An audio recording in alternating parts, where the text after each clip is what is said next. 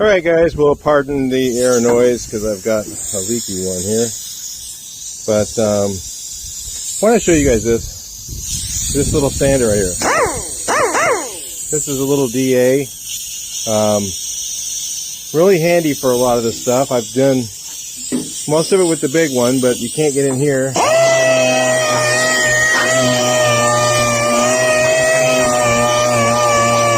So this primer is extremely rough. It's on here, so it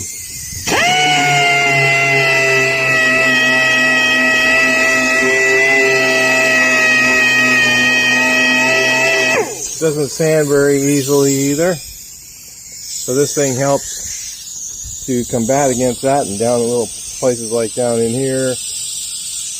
I've been using the finger sander for some of the peeling stuff. But this is a lot of work just to sand one of these. So using one of these little things here is really handy, and they're not expensive. About 40 bucks on Amazon. Saves you a ton of time. This one here is a Fang, whatever. I don't know. There's a whole bunch of different brands, but this one works good. These things out here are catching some sun. A couple pieces of little dirt in it. It'd be easy to polish out, but looks pretty smooth. That's the 717 is so much better than any of the other spray guns they have. The 717 is the gun for Porpoise, guys. I'm going to say that that's the one to have for clear coat. So we're cleaning it out in here. Got these fenders still drying. Had to let this video upload. A little bit of sanding scratch area, but not enough to cry about, that's for sure. Let's get our camera stand, get you guys back in the video.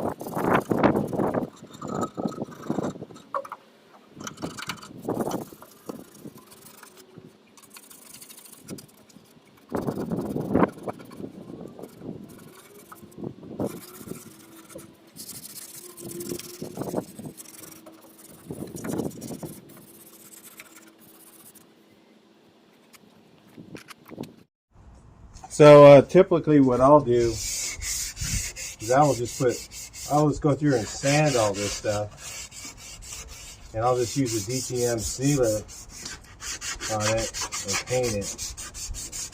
I won't normally prime in here. Put a surfacer on here like that.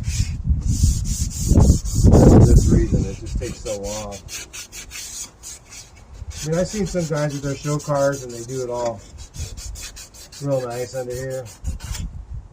They can have at it. Just takes too long.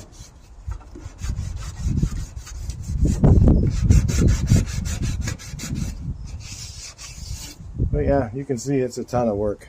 Right, so that's ready. We're gonna see what we can do here. It looks like, hopefully it doesn't rain, but it's nice and cool.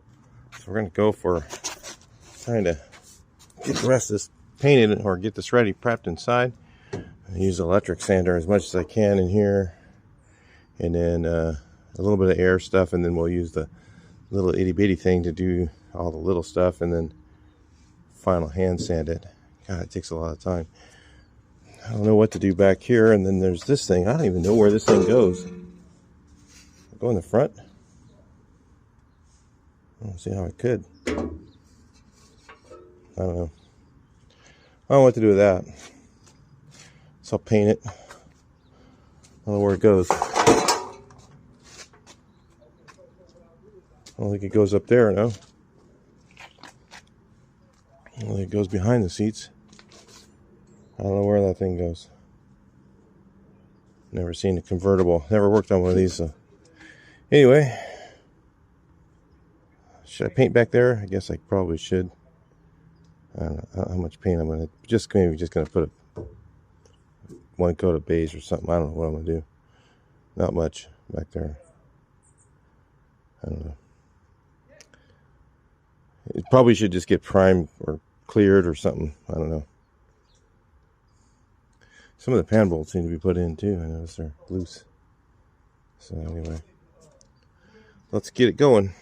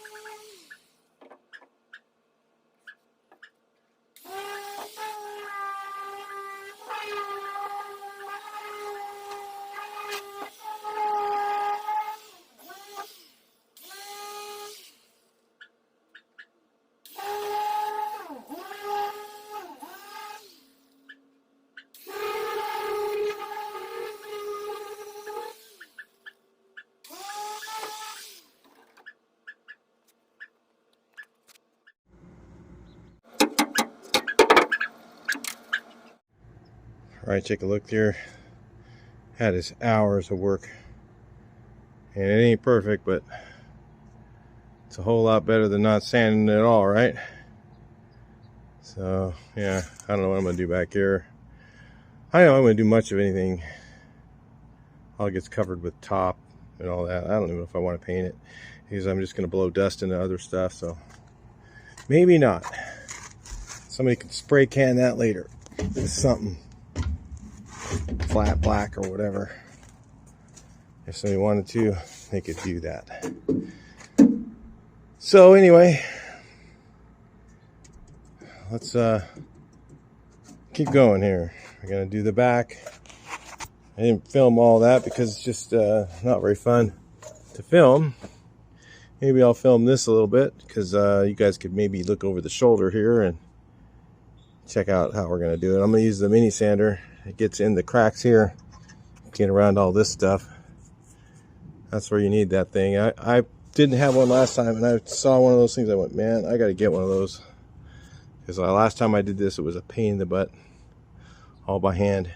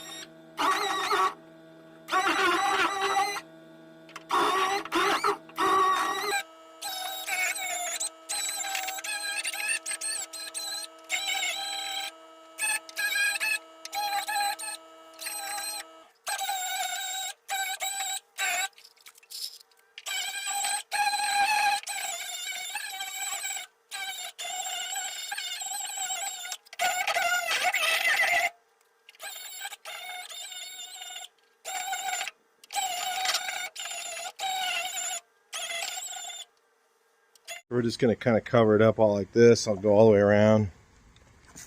And then it's super hot in the sun right now. Hopefully the camera doesn't overheat. It probably will. So I may have to set it up back here in the shade. And so I may not get much camera angle for you guys. But that's what we'll do.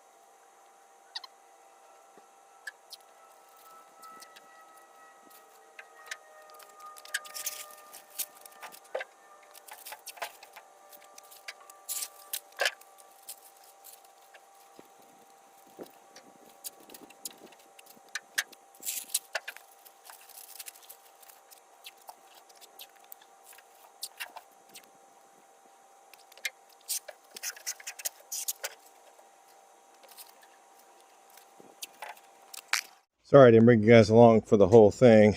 Kind of boring anyway, but some of you guys like it. But we got all this in, all this mast here. We got the pedals covered, kind of. And then this stuff here done. We're going to paint up to right here. That's going to go with the outside, so it's going to get covered up once we do all this inside. I don't know I'm going to do anything back there. I just figured, screw it. Too much. It could ruin the rest of the job, so I'm not going to bother with it. So under here's kind of looking pretty good. I'll just blow all this off again, tack it off, and then we got this here covered up like that. If you can see here, I did this so that it won't blow overspray back on itself and all that. There's a little bit of tricks to masking. And then this here, the edges, I've got these all so that they'll flip up like that. As I roll the tape into 3/3 of whatever, and then I leave it so it's like that, so it doesn't have a hard edge. So it'll be easy to sand off. And I'll have everything painted. Same thing with this.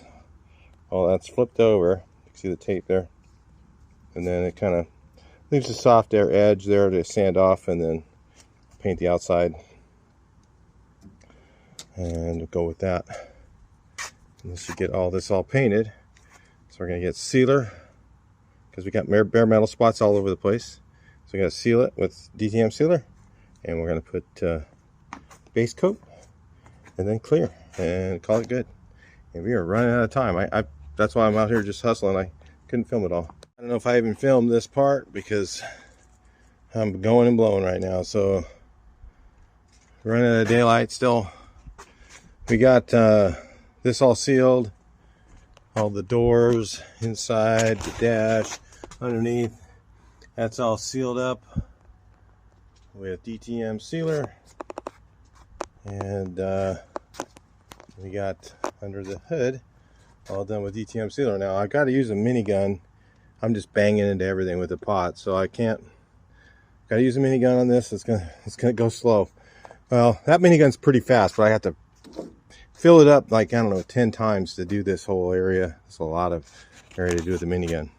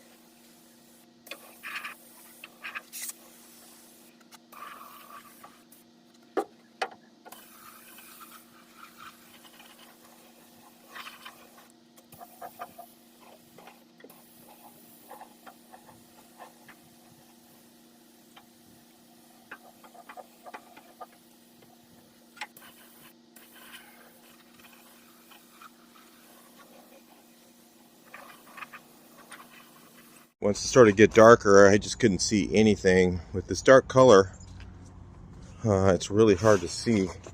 Even now, my eyes haven't adjusted to it. So I've just got one coat of base on the dash. Just trying to see if I got any runs in it. Oh, tack rag is all down again.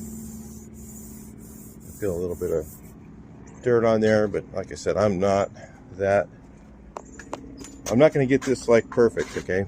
I'm just trying to get this painted so that, you know, it's got the color on it. The dash, I want to get that pretty nice, but it is what it is. So there's a couple of runs in the primer underneath here. I couldn't get out. Like I said, I'm not going to worry about that stuff. I'm just trying to get a color on here, under here. And I got to get more coats on there because I can see the sanding. That's the kind of stuff that'll come out. In fact, I get this all off, blow it off again. But I had to get a coat of base on here because I can't just leave the sealer overnight. If you did that, then you got to sand it all again. Then you're just totally screwed. But this here I don't have to sand. All I got to do is just shoot it again. Because you can leave base. When you do like custom paint, you put on a coat of base and then you'll come back maybe 2 days later and you'll put another color down. You put another color down. And you don't have to sand it. You just go over it. And it works fine. So it'll kind of melt back in it. So we'll be okay. I don't have to sand everything. I just got to go around. Some people will beg to differ on comments on that, I'm sure. But I've done this a few times. So anyway, let's continue.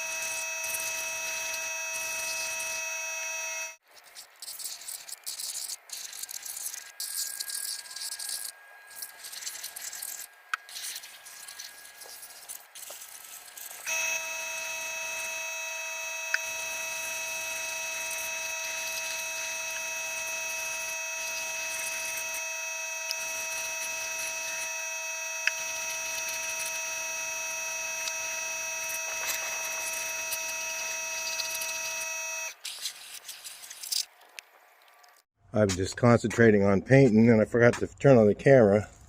I got the whole inside with one coat on it now. I'm going to put two. Let's look under here.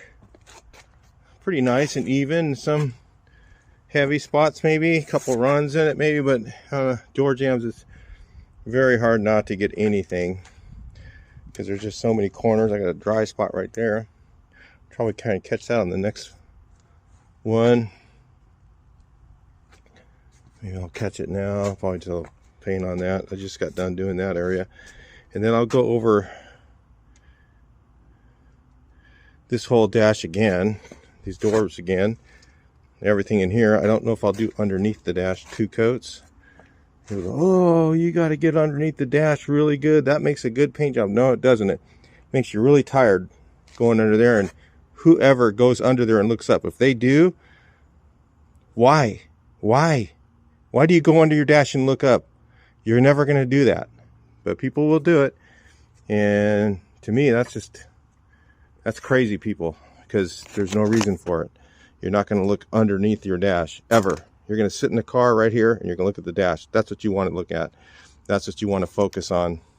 People go, oh, I see a little missing. God.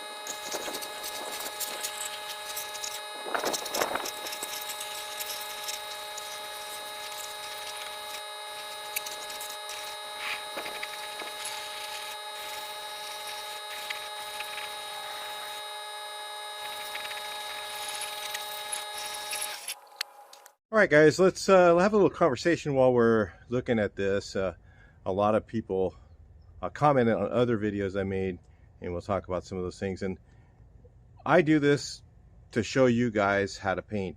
I'm not trying to prove anything. I'm not trying to prove I'm the best painter, any of that stuff. That's not what this whole video or YouTube channel is about. This is about teaching people how to do their own cars. And this is supposed to be started out as a budget project, and it still is. I mean, but I'm just saying we're not doing a perfect paint job on this for sure. This color is not very forgiving, so we had to do a few more things than what we planned on in the beginning. And it was supposed to be just, hey Mike, can you just shoot this for me? And obviously we saw the body work. We couldn't do that. We had to do a lot more sanding, a lot more body work. We tried to keep it to a minimum. So if you can see there's no orange peel, and a lot of it pretty smooth. Shot it on pretty nice, but not perfect again. And some people go, well, you know, you should have done underneath the dash perfect and all that other stuff. And let me tell you about that. Sometimes what happens is you start playing around doing extra crap that nobody ever sees.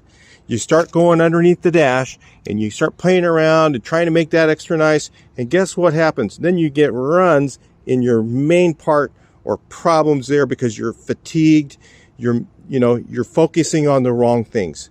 And that's what I'm trying to tell you guys, that if you're doing it yourself, just focus on doing the right thing, which is the stuff you see, the stuff underneath. If somebody's that picky and they came to me, I'd be like, sorry, I'm not touching your car. And people go, well, you know, but you're supposed to go out there and you should make your work, everything, the best job that you can do. Everything you do, you should do it the best way all the time. That is a farce, okay? I've been in business, not painting cars, okay? But I've been in business painting my whole life, and I made a living. I've made millions of dollars painting, okay? Millions. And so somebody wants to tell me, you know, my question to you is how much experience do you have in business? Probably none. People that make those kind of comments. You should do every car, everything you do should be the best it can be. It's like, I'm not there to prove anything anymore. When I was younger and I started out, I had to prove myself. My cars were beautiful. I did stuff that was just, you know, 10 out of 10. You know, I was doing stuff to prove that I could do it, and to other people and to myself. Okay, I've already done that. I don't need to go back and do that again. And, you know, people are like, you know, begging me to paint stuff, and I really don't want to. And the reason I don't want to is because they have higher expectations than what I can be willing to, number one, give them for the price or anything like that. So like something like this car, you went into a shop, it costs between $6,000 and $10,000. The cheapest you could probably get would be about $6,000. Okay, that would be like a one day, and it wouldn't look but it wouldn't look better than what we're doing right now, pretty much. I mean, it might have a few better areas on it, but the finished product wouldn't be really much different. So, you know, you can't give people, it's like this. Let's say you have a business, all right? You got a business, and there's a ton of different businesses I can relate this to, but I'll give you a couple examples. Say a general contractor, and you're doing kitchens, and you go in and you talk to a guy, and he goes, hey man, how much are those cabinets? Oh, it's $30,000. He goes, oh man, there's no way I can do that. I can do about 3. Okay, here's what you get for $3,000. All right, but then you give him the $30,000 cabinets. He wants the $30,000 cabinets. He's not going to get that. Okay, same thing. Let's talk about another business. Say a guy has a funeral house, and this is really easy to understand. Comes in, he says, hey, I want, you know, a really nice funeral for my family. Well, what are you willing to invest? Well, I've got $3,000. Dude, all you're going to get is for $3,000 is the body cremated, and I'll hand you the ashes. That's pretty much it. Okay, maybe not even that. Okay, but he wants a $30,000 deal. You can't always give people what they want. Okay, they have to get what they can afford. And when somebody can't afford that, they need to stop and say, okay, listen, I can't afford that, but can you just do this? And then when it's all done, you don't go up to the guy and go, hey man, you know, what about this little dust in here? And what about all that other stuff? And what about these things? What about that little run? What about this? Are you going to fix all that stuff? No. If you want that stuff all fixed, sure, we're going to go up to the $30,000 job. Same thing in the funeral house. If you say, hey, well, I wanted my family to have a gathering, you know, and all this stuff. Well, have that at your house. You ain't getting it for $3,000. Okay. My point is look, you know, you're not going to get a $30,000 job for $5,000, or, you know what I mean? It just doesn't happen because it takes time. This takes a lot of time. Just to do this here, I'm in this thing a ton of hours, sanding out all this primer and stuff where it was dry spotted everywhere, and, you know, yeah. You know, so, yeah, and the guy's cool. And the guy, a friend of mine, he's like, oh my God, grateful. You know, that's the way I deal with stuff, okay? I don't deal with people who are whiners and stuff like that. I just don't do it because it's just not worth it to me. The amount of time I'm going to spend on that person, I'm going to have to do it 3 times. Is it worth it for 3 times the amount of work for the price? No. And that's why I turn down so much stuff. And I don't make money painting these things. Let's say I charge $6,000 to do this right here, $6,000. I wouldn't make enough to pay my house payment or my living expenses. I have no house payment, by the way, but I wouldn't make enough money to pay my living expenses, period. Wouldn't do it. Because what would happen, the price goes up, everybody's expectations go up. And their expectations are always higher than what the price is willing to afford. And because they go, oh, $6,000, that's a lot of money just for painting a little car. I could paint my whole house for $6,000. Hey, I'll do your house all day long for $6,000. But your car, no, because you're going to be 10 times as picky. It takes way more time. And that's the whole thing that people don't understand about all this stuff. So when you're looking at cars, it's a lot of work to do stuff. And that's why it's 10, you know, something like this should be at least between $6,000 and $10,000 minimum. And then you're going to get things like this. On the lower end job, you're going to have stuff like this. Like, let's look. Here we go. Oops, missed a ding right there. And guess what? That's where it lives. You know, can you go and fix all that? Yeah, you could go and fix it. And you'd have to charge for more time. And even at that, I'm not even charging enough for my time on this. But I'm just telling you guys this because when people go out and they screwed up the whole market for painting cars, because they've gone out and they expect a lot more than their money's willing to pay for. And they ruined the whole business. I mean, when you have a collision shop, okay, for instance, it's a different game. You have a collision shop, everything better look damn real nice, because that's the whole thing. The insurance is paying top dollar, okay?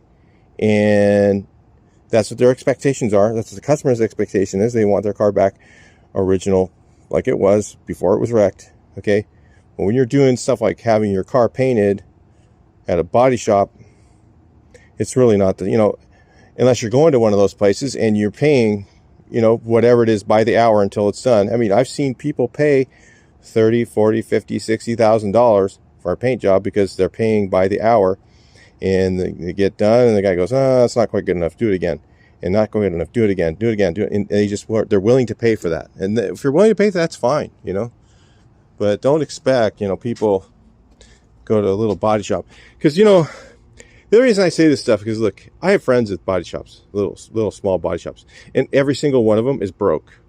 All right, they have no money, and people are going over there and going, "Hey, what about? Can you fix this? Can you do that?" And this, they're living in a damn place. You know, come on, you know, and you know they're sitting there going, "Well, I want more for my money, more for my money, more for my. I think I deserve it."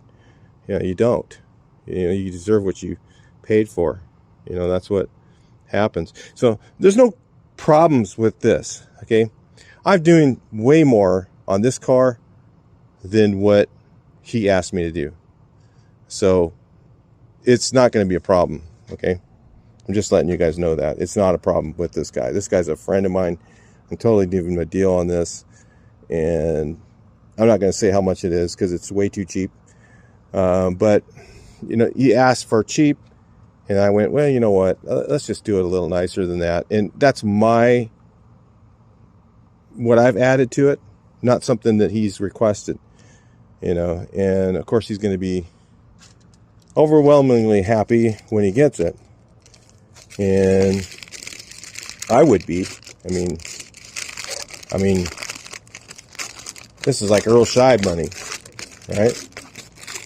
And so if you guys are looking, so let's get off that subject. If you guys are looking for good material, let's say you want some really good paint, you know, check that Refinish Depot. They did not sponsor this at all. They don't have any markup on their stuff to sponsor some videos like this. They make very little. I used to buy stuff from Tamco, and their material is really good. But the thing is, for what a person can pick up a gallon of base for from Tamco, now, today's prices, I could go to the local paint store and get it for $50 to $60 a gallon less. And, well, you know, so I was like, you know, that's not really where I'm looking for people to get a good deal on their materials. So, you know, I was looking for something else, and then I ran into, nothing wrong with Tamco. Their material's excellent. You're not going to go wrong with it. But since my contact left there, you know, I'm not able to get the deals that I got, and I end up paying way more than what I get from this website. So Refinish Depot, they sell stuff on eBay. They have the best deals ever. This is their Euro EURO clear, and it is the least expensive on their website, and it's 2 to 1. Least expensive 2 to 1. They have 4 to 1 ones that are really dirt cheap if you're looking for a really cheap clear. And I'm sure that they work good. Everything I've gotten from them worked good. Even the 1K primer I got from them that was really inexpensive worked great. It was less than $100. I used it as a sealer. I mean, that was a really good sealer to me for a 1K. I've never used a 1K sealer that worked that well. And it filled in the scratches really good, and it holds out pretty good, and it doesn't die back that much. I get a little bit of die back because of the sealer, I'm pretty sure. I don't think it's because of the clear. And I'm spraying the clear straight out of the can. This is no reducer. They do say up to 15%, but I don't think I'd ever go there with it. I think I'd go to like 5 and get yourself a better spray gun. If you go to 15, it might not last. I don't know. I just know clear. If you use clear, don't reduce it unless the label or the data sheets say that it must be reduced so and so 5% or 10%. If it does not say that it can be reduced, do not reduce it. I've had years ago, I learned my lesson. You know, I reduced clear, over reduced it, and every time it would last, it would just kill it. It would last 2 or 3 years, and that's where you get a lot of people that go, hey man, the clear doesn't last. It's like, well, did you add thinner to it? Yeah, I did. Okay, there you go. Wasn't the clear's fault. So you got to do the stuff. You know, this is one coat on here in the back. That's all it needed, because I'm not ever gonna buff back here, so that's it. In the inside, I did 2. Underneath the hood, I did 2. Because sometimes I get like some dirt in here. Really didn't get any significant amounts of dirt in here, so that's done. There's a little along here. It comes out of the corners and stuff. So, but then what I got to do now is I have to cover all of this. So I have to cover the paint first. So once it's all, I cover this up, completely covered, and then after that I'll put something and cover the whole area. So I'll cover it twice, because the overspray will just leak through, and then it'll land on here, and I'll get all this, will turn out all crappy looking. So same thing with the dash. All this, I've got to completely cover all of this, all the dash, all this, everything's got to be covered before I paint the outside of it, because that little bit of leak through, that real fine mist overspray will get on there and it'll just dull it and make it look terrible. So yeah, you got to do all that. So anyway, that's a little bit about this stuff. You know, I'm not trying to, and those were just mistakes. You know, you guys try and focus on things. I've had guys go, man, I want to do this underneath because nobody ever does it. What do you think nobody ever does it? Why do you think they never do it? Because if they go and focus on something you're not looking at and spending all that extra time trying to get that right, the fatigue is probably going to make them have more issues on the stuff that you can see. So why would they do that? You know, oh, these painters are all idiots. Okay, good. Thanks. You know, anyway, that's the kind of thing that it just drives me nuts. So, because people just don't know. And I got friends that are going to want to try and, oh, look what I got underneath here, really good. So what? Okay, good for you. You know, you're a little extra tired for someone else that's never going to look there. So anyway, yeah, I may do a little bit of color sanding and buffing. I don't know. Well, if we feel like we need to, we'll get it all done. I might just do the top of the doors, top of the door there, top of the door. I don't know. Because the convertible is going to be open all the time, right? I don't know. I don't know if I'm even doing any buffing. I'm not sure. We will see. It's a lot of time, and I don't really want to spend it because I've got other things to do. So anyway, that's it for this section of the video. We've got one more. We're going to be doing the outside. And that doesn't need that much prep, really. That shouldn't take very long. The sanding should go really quick. Should be able to just do one sand. Now, this is kind of where I'm at on this. So this is the thing that this is where I was kind of stopping and going, oh, wait a minute, how am I going to do this? Okay, so I want to shoot sealer on here, right? Okay, to fill my scratches. But sealer is gray, and the jambs are painted. So if I'll get that little bit of sealer in the jambs. Even if I mask them or whatever, I'll still get a little bit in there. And I'll have that little bit of a gray edge. So I've been kicking around a couple other ideas. I'll see. Maybe if I sand it, I don't have too many cut throughs, I'll do a little spray cannage on those cut throughs. And then I'll seal it with the clear binder like I told you guys. I may do that on the outside to get rid of the sanding scratches, because we're going to have 220 sanding scratches. Unless maybe I could do the prep with 400. That's another possibility. So I could go through on the outside and I could prep all this. I'm thinking about it as I'm talking to you guys. You know, I could sand all this with the big DA with 400 on it. Okay, and 400, maybe I won't get too much sanding scratch in it. Maybe I could just add a little bit of binder to the first coat, just a little bit more, and then put 3 coats on. See how much material I've got. You know, these are all things you think about when you're doing painting. You know, so I know that if I just do 220, okay, and I just go right over it with this red, I'm going to get sand scratch city in here. Well, it won't be that bad, but I'll get some. And it'll come out in the metallics a little bit. You'll see it more. Okay, but if I sand it with 400, I might get a little bit, but it won't be that bad.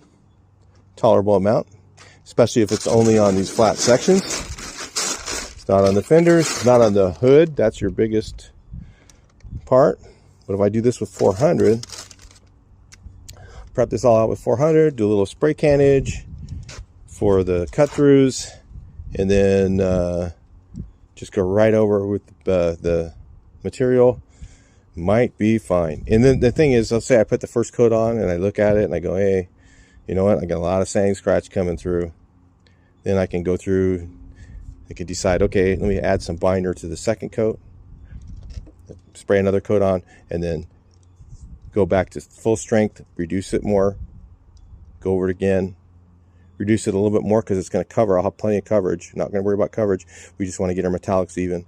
So I'll go through and shoot the metallics even and then clear it. And it'll fix it that way. There's a lot of ways to do things. That's what I'm trying to explain. It's not just one way that things go. All right. There's a lot of different ways to do this. And, you know, people go, well, what's a good system? It's good to know all of this stuff and be able to solve your problems as you go. It just takes years to learn all this stuff or experience. And, you know, I've got so many years experience, you know, even though I don't paint cars, you know, let me tell you, ATM surrounds and it's done with automotive paint type stuff. It's very similar. And I've done tons of that stuff. And I've done just many years and years and years of different, I've done so many side jobs with cars years ago. Yeah, and then I've done so many different types of materials. I'm a guy that people call when they've got problems in the whole business, and I come fix it. I come tell them how to fix it. And that's, you know, because I just know so many different materials and so many different ways to do stuff, because I've done it all the different ways over the years. So anyway, going on and on. We'll talk to you guys in the next video. Hope you guys enjoyed this content and you enjoy the rest of the build.